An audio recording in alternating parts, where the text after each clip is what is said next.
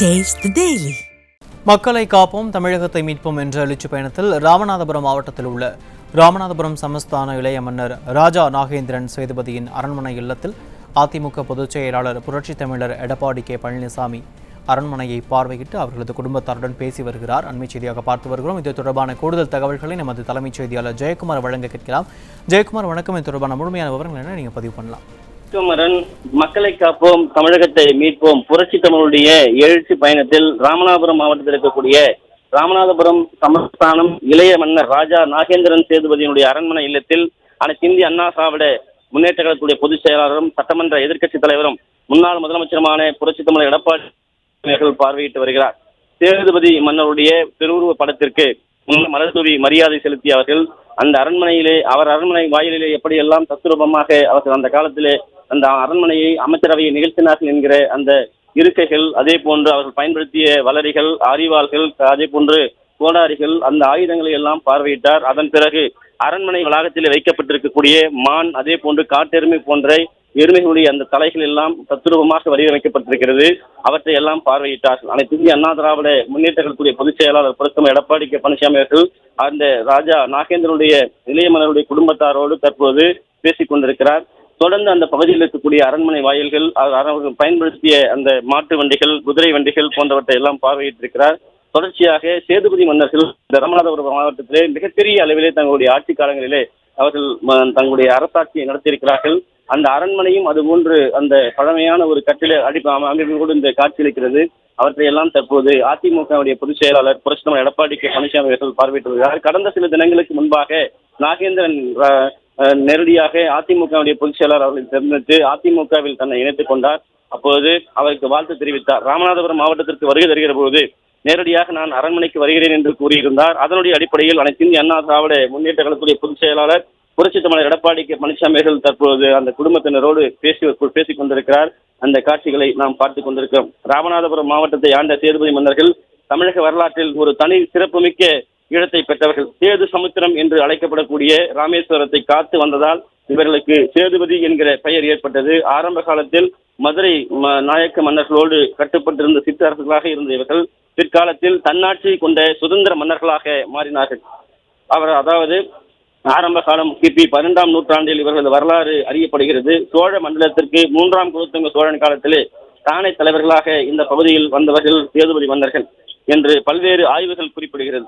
இளையான்குடி வட்டத்தை சேர்ந்த விரையாத கண்டன் என்கிற ஊரை பூர்வீகமாக கொண்ட இவர்கள் ஆரம்ப காலத்திலே திருமையும் பகுதியிலே நிலைத்திருந்தார்கள். கிபி 1414 ராமேஸ்வரம் திருக்கோயில் சுற்றுச்சுவற்றுக்கு மேலே கோபுரத்தையும் உடையான் சேதுபதி என்பவர் அமைத்துக் கொடுத்திருக்கிறார். மிக பழமையான கல்வெட்டு இந்த செய்திகள் எல்லாம் பகிர்கிறது. குறிப்பாக கிபி 17ஆம் நூற்றாண்டில் தொடக்க காலத்திலேயே சேதுபதிகள் வரலாற்று ஏடுகளில் பல்வேறு ஆவணங்களில் இவர்களுடைய குறிப்பு காணப்படுகிறது.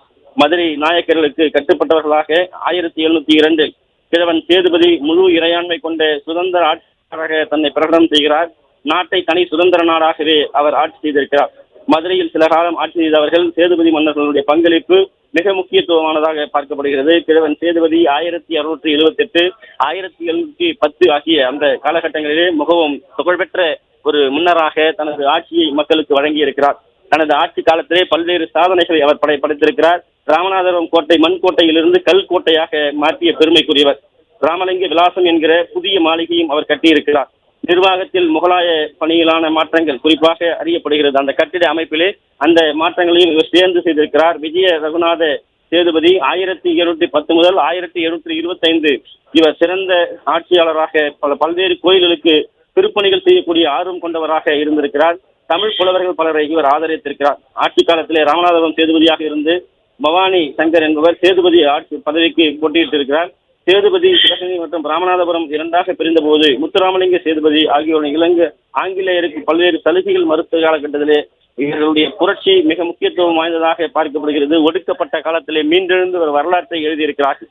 திருநெல்வேலி அப்போதைய கலெக்டர் பவனியிடமிருந்து நேரில் ஆஜராக வந்த அழைப்பை இவர் புறக்கணித்திருக்கிறார். கிபி 1759 கிழக்கிந்திய கம்பெனியால் கைது செய்யப்பட்டு சிறையிடப்பட்ட அந்த சமயத்திலே தமிழ் சமூகத்திற்கு பல்வேறு தொண்டுகளை சேதுபதி மன்னர்கள் சமயத்தின் மூலமாகவும் சமுதாயத்திற்காகவும் தமிழ் வளர்ச்சிற்காகவும் மகத்தான பல்வேறு தொண்டுகளை ஆற்றியிருக்கிறார்கள். ராமேஸ்வரம் ராமநாத கோயிலுக்கு ஏராளமான திருப்பணிகள் செய்திருக்கிறார்கள். கோயிலுடைய சுற்றுச்சுவர்கள், கோபுரங்கள், அதே போன்ற மண்டபங்கள் என பலவற்றை கோயில் இறைப்பணிகளுக்காக வாரி வழங்கியிருக்கிறார்கள்.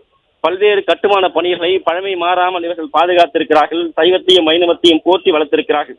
தமிழ் தொண்டு, அதாவது பல்வேறு புலவர்கள் மூலமாக இலக்கியத்தை வளர்த்தெடுத்திருக்கிறார்கள். நாணயங்கள் பெரும்பாலும் தமிழில் அச்சடிக்கப்பட்டன. அதற்கு சேதுபதியினுடைய தரிசனமே, அதாவது ராமலிங்க தரிசனம் என்ற முக்கியமான ஒரு சமய பற்றையும் இவர்கள் மூலமாக நிலைநாட்டியிருக்கிறார்கள். நாட்டினுடைய பொருளாதார மேம்பாட்டிற்காக பல்வேறு மக்கள் நல திட்டங்களை இவர்கள் செய்திருக்கிறார்கள். மக்களுடைய பாதுகாப்பை உறுதி செய்திருக்கிறார்கள். 18ஆம் நூற்றாண்டில் ஆங்கிலேயுடைய ஆதிக்கம் பெருகியதால் சேதுபதிகளுடைய அதிகாரம் சற்று குறைந்தது. இறுதியாக ராமநாதபுரம் சமஸ்தானம் பிரித்தானிய பேரரசிடம் தனது சுதந்திரத்தை இழக்கிறது. பெரிய மரவர் சீமை ராமநாதபுரம் சமஸ்தானம், சின்ன மரவர் சீமை சிவகங்கை சீமை என பிரிக்கப்படுகிறது.